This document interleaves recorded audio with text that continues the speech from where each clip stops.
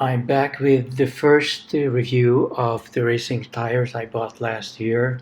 This is the 1.5 Scorcher I installed on my Brompton. If you're new to the channel, this is Small Wheel Wonder. It is dedicated to small wheel bikes, scooters, whatever runs on small wheels. And as you can see in my case, I also build electric bikes, so I cover that on this channel as well. If this is something that interests you, you may want to subscribe. So, it's been over 6 months, in fact, last probably October that I bought this tire. I've been riding it ever since, except for a break, maybe late December, January, and so on. So the tires have been on this bike for about 6 months. And as you can see, I kept the fenders on. My fenders are custom carbon fiber fenders that I bought from a third-party company. Nevertheless, they are the exact same size as the standard fenders.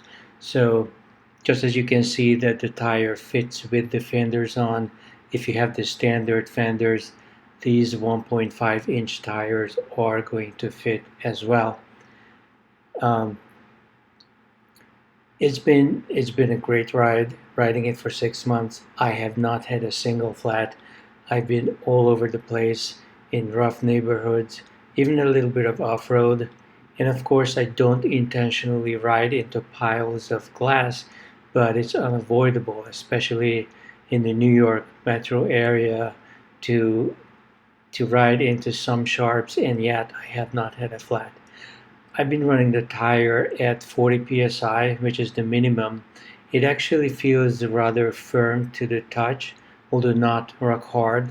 But when you sit on the tire, the comfort difference between the 100 psi Schwalbe I run in the rear still even now and this new tire in the front is night and day.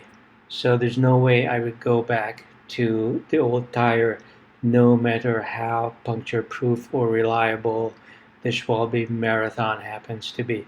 And it is a very reliable tire. I've never had a flat on it. Nevertheless, with this new tire, I haven't had a flat on that one either.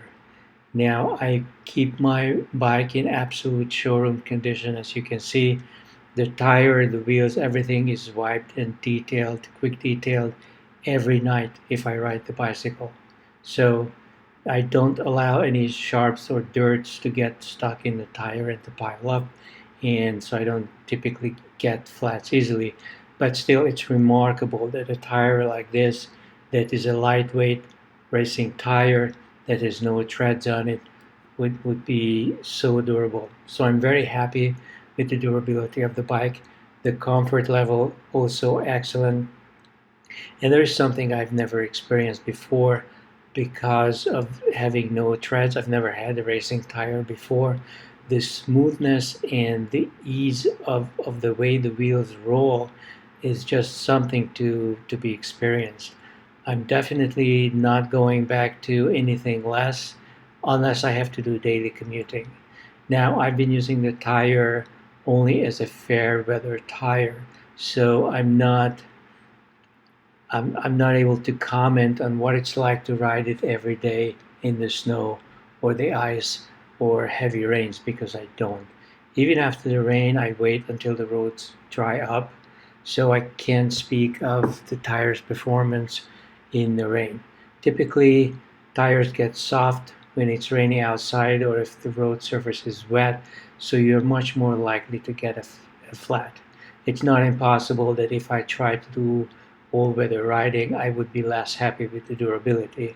But for what I do, such as casual riding, weekend fun, and so on, day trips and things like that, this tire is excellent for it.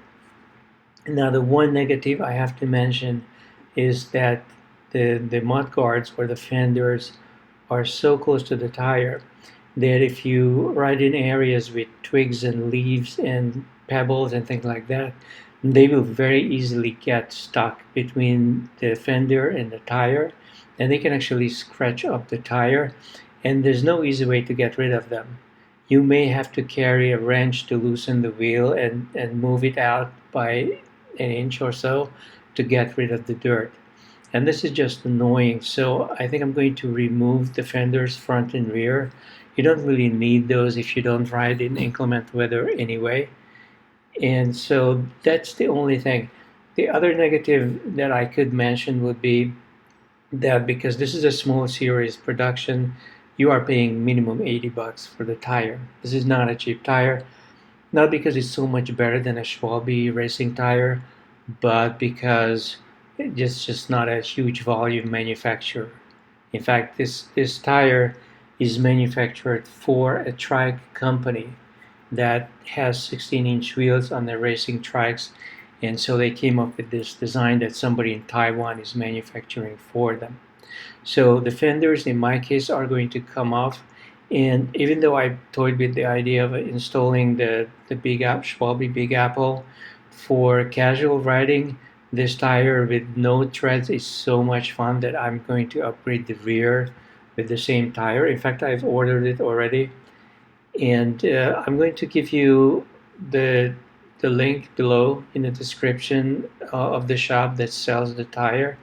You can get one from eBay as well.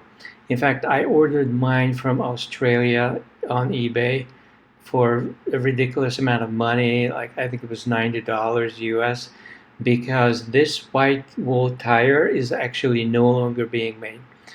This tire is going to come out in a new version, which is going to be even lighter, and the side markings are going to be different. I think it's going to be very dark. It's not going to have this reflective white ring that you see here, which I actually like. I hope it's going to be a cool design. I haven't seen it yet. I don't know how durable it is, but being lighter, I'm thinking maybe it's going to be slightly less puncture resistant.